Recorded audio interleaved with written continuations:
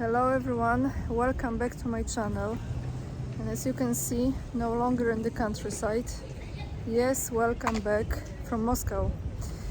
I want to tell you that the last several hours were quite interesting because of my journey back here to Moscow, due to the situation that, of course, all of you probably know it's taking place, and that is Prigozhin and Wagner Group.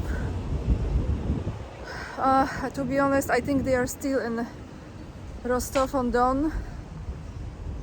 They apparently took over this city. I'm not quite sure how the situation looks like now, but he made a statement, Prigozhin, that he will be heading towards Moscow and straighten things at the Kremlin.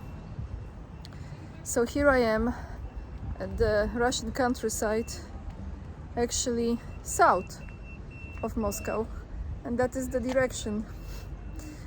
And I have to tell you, normally the distance that is about 2.5 hour drive, I made it. It took me 4.5 hours. The transportation was quite challenging because, well, first of all, when I decided to come back to Moscow, none of this was taking place.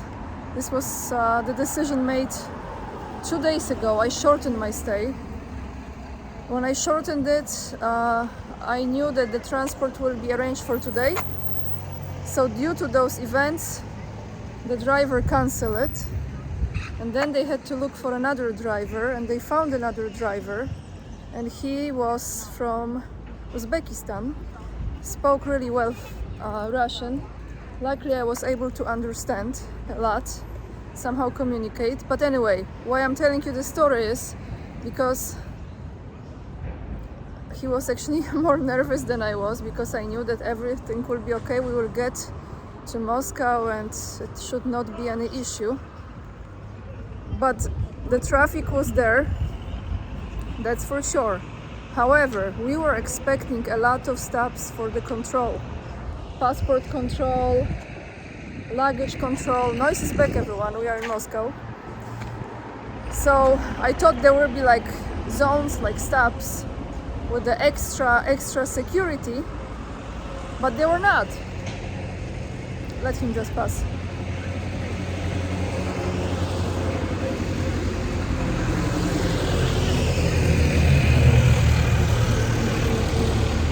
However,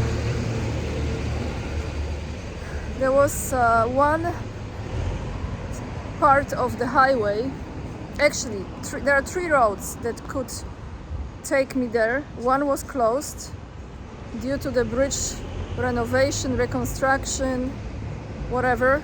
The second one was incredibly long, so it was like twice as long as the one we took. And the one we took, actually towards Moscow, the traffic was moving, but then they created this block for people to come out of Moscow, which I was wondering, how does this, what's the purpose of it? But I know it's windy now. But guys, entering Moscow, in spite of this very serious situation and extra security, was actually very easy. There was no issue. We drove into the city and everything is just fine, you know. People are walking on the streets. I have not been on many streets yet, so I cannot give you quite fully objective opinion, but tomorrow I will be going to more places. Today I just need to rest. You know, it is serious, it is intense, and I'm not sure. Actually, I will tell you something. I've spoken to some people, actually, where I'm staying, and I heard from them here in Moscow, and I heard from them that many people support Prigozhin. And I don't know if it is just that I came across these people. I don't know what is really the percentage. I didn't think like this. I think definitely more people support Putin here, but it looks like he has quite a lot of supporters as well, maybe in Moscow, because the other region I don't think was that much. But why I'm recording this video for you guys is because I want you to know that it's actually there is of course security and there is protection and it's on extra alert, but I was still able to enter the city without any controls, no checking the luggage, no checking the documents. And yeah, you know, there were many cars actually pull aside the road,